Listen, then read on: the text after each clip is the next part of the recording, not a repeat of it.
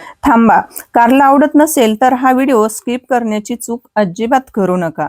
आज मी कारल्याची अशी भन्नाट रेसिपी दाखवणार आहे की घरातले कारलं नको नको म्हणणारेही ताट चाटून पुसून खातील आणि परत परत दे म्हणून वाढायला सांगतील.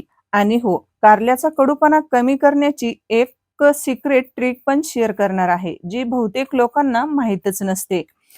अगदी साधी आणि सोपी पण चटपटीत कारल्याची भाजी मी तुम्हाला आज बनवून दाखवणार आहे. त्यासाठी व्हिडिओ शेवटपर्यंत नक्की पहा. अशा चमचमीत आणि झणझणीत रेसिपीज पाहण्यासाठी कीर्तीज रेसिपी चॅनलला सबस्क्राईब करा आणि सोबतच बेल आयकॉनही प्रेस करा. कारल्याची भाजी बनवण्यासाठी इथं मी पाव किलो कारले घेतलेले आहेत. तर आता सुरुवातीला आपल्याला काय करायचं आहे, एक कारलं घ्यायचं आहे यातमधलं, आणि कारल्याचा जो शेंड्याचा आणि बुडक्याचा जो भाग आहे तर तो आपल्याला कट करून घ्यायचा आहे. हा बुडक्याचा भाग कट करून घ्यायचा आहे, थोडासा जास्त कट करायचा, कारण यामध्ये भरपूर असं म्हणजे कडसरपणा असतो, कडवटपणा असतो. आता नंतर काय करायचं आहे आपल्याला, आता हे कारलं थोडंसं आकाराने थोडं मोठं आहे, तर हे अर्ध कारलं आपल्याला कट करून घ्यायचं आहे. आता या कारल्यामध्ये जे बी असतं तर हे बी आपल्याला काय करायचं आहे, सुरीच्या सहाय्याने काढून घ्यायचं आहे. अगदी बघा असं पटकन हे कारलं निघलं जातं. आता इथं मी ही छोटीच सुरी म्हणजे बत्ताई घेतलेली आहे. आता ही जी बत्ताई आहे तर हा 3 बत्तायांचा सेट आहे. जर तुम्हाला हवा असेल हाच बत्तायांचा सेट तर काय करायचं, मी डिस्क्रिप्शनमध्ये प्रोडक्ट टॅग करत आहे, तर तिथून तुम्ही या बत्ताया ऑर्डर करू शकतात. असं म्हणजे खूप छान असं कट करता येतं या बत्ताईने. आता ही एकदम छोटी आहे, यातून मोठ्या आकाराच्या 2 बत्ताया आहेत आणखी. आता बघा असं आपल्याला या कारल्यातलं काय करायचं आहे, सगळं बी काढून घ्यायचं आहे. आता हे थोडंसं निब्बर बी आहे. जर यातून जर एकदम असं कवळं बी जर असेल ना तर नाही काढलं तरी सुद्धा चालेल, कारण ते असं खाताना क्रंची असं म्हणजे कुरकुरीत असं छान लागतं. पण हे थोडंसं निब्बर आहे म्हणून मी हे काढून घेत आहे. बघ एकदम असं पटकन हे निघल्या जातं. आता सेम पद्धतीने आपल्याला या दोन्हीही कारल्याचं हे बी काढून घ्यायचं आहे. चला आता इथं बघा कारल्यांमधील मी बी काढून घेतलेलं आहे. आता हे मोठ्या आकाराचं कारलं होतं, याच्यामध्ये बी थोडंसं निब्बर होतं, आणि हे जे छोटं कारलं होतं तर याच्यामध्ये बी एकदम असं कवळं आहे, तर मी या कारल्यामधलं बी काढणार नाही. तर चला आता आपल्याला हे कारलं काय करायचं आहे, असं गोल स्लाइसमध्ये कट करून घ्यायचं आहे. आणि कट करताना जास्त पातळ पण असे काप करून घेऊ नका, थोडेसे जाड ठेवा, नाही तर मग काय होईल, नंतर तेलामध्ये तळताना त्याचा असा लगदा होईल. त्याच्यासाठी आपल्याला थोडेसे असे जाड काप काढून घ्यायचे आहेत. आणि कारले शक्यतो हिरवे घेण्यापेक्षा ना तुम्ही असे पांढरेच कारले वापरा, कारण कसं हिरवे कारले जे असतात तर त्याच्यामध्ये जास्त कडसरपणा असतो. त्याच्यामुळे जर तुम्हाला पांढरे कारले भेटले ना तर पांढरेच वापरा. आता इथं सर्व बघा कारले आपल्याला कट करून घ्यायचे आहेत, आणि एकदम ताजे कडकडीत असे म्हणजे हे कारले आहेत. चला मी आता राहिलेले कारले कट करून घेते.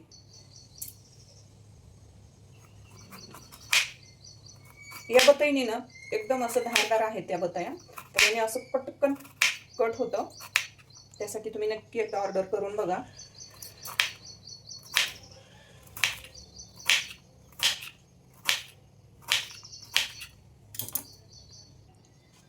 आता हे कट केलेलं कारलं आपल्याला एका पसरट ताटामध्ये काढून घ्यायचं आहे. पाहू शकतात बघा, जास्त जाड नाही जास्त पातळ नाही, अशा मध्यम आकाराचे आपल्याला स्लाइस कट करून घ्यायचे आहेत. आता इथं मी एक डिश घेतलेली आहे, तर याच्यामध्ये हे आपल्याला कारलं काढून घ्यायचं आहे. आता इथं एका पसरट भांड्यामध्ये आपण कारलं काढून घेतलेलं आहे. आता याच्यामध्ये आपल्याला पाव चमचा हळद घालायची आहे. 1 चमचा इतकं मीठ घालायचं आहे.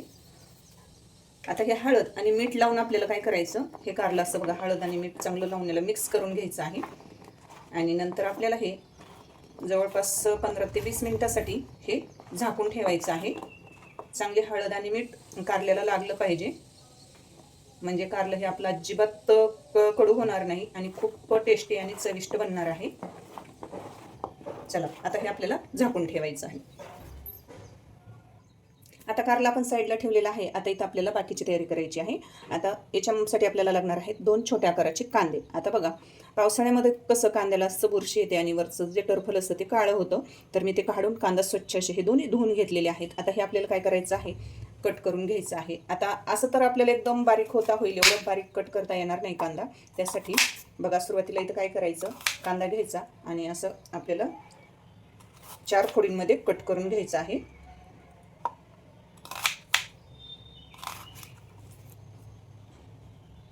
आता इथं मी कांदा बघा असा थोडा मोठ्या आकारामध्ये कट करून घेतलेला आहे. आता एकदम बारीक कट करण्यासाठी इथं मी चॉपर घेतलेला आहे बघा.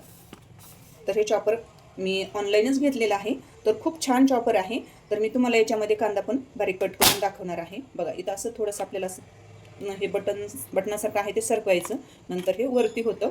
नंतर आपल्याला काय करायचं आहे, हे खूप छान आहे बघा, क्वालिटी पण खूप सुंदर आहे. आणि बघा याच्यामध्ये आपल्याला हे कांदा घालायचा आहे.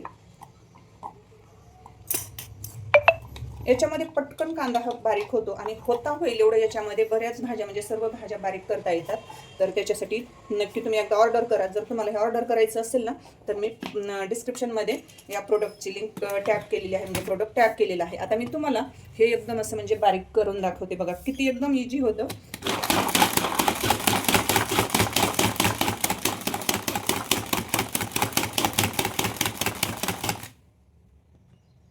बघा बारीक आपल्याला हे कांदा झाला की नाही पाहायचं आहे. तर पाहू शकतात एकदम बघा किती बारीक कसा कांदा झालेला आहे.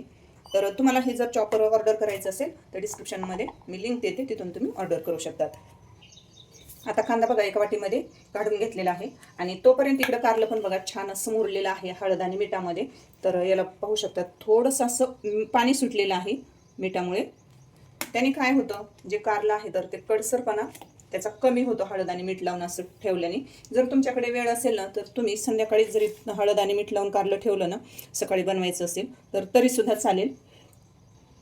आता एका बघा मी भांड्यामध्ये हे भाजीपात्रामध्ये काढून घेतलेलं आहे आणि याला बघा एवढं पाणी सुटलेलं आहे. आता या कारल्यामध्ये आपल्याला 2 ग्लास एवढं पाणी घालायचं आहे